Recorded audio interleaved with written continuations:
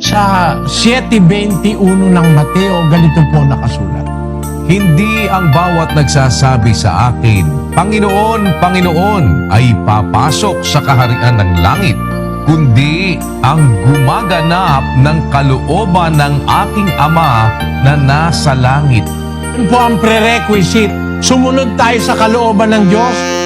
Sabi ni Kristo, hindi lahat ng tumatawag ng Panginoon, Panginoon, papasok sa kaharian ng langit, kundi ang gumaganap ng kalooban ng Ama na nasa langit. Para tayo makatiyak, kailangan tiyak natin ang ginaganap natin kalooban ng Diyos. Kalooban ng Diyos para sa asawa. Sabi ng Diyos, iibigin mo ang iyong asawa, lalaki, gaya ng iyong sariling katawan. Huwag kang maging malupit sa asawa. Huwag kang maging mapait sa kanya. Magtapat ka sa kanya sa lahat ng araw ng buhay mo. Maraming mga batas ang Diyos sa mag-asawa. Babae, ganun din.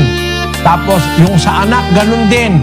Yung mga anak, aalagaan mo, tuturuan mo ng saway at aral ng Panginoon, 6:4 ng Efeso, at 22:6 ng Kawikaan. Yung iyong kapitbahay, mamahalin mo.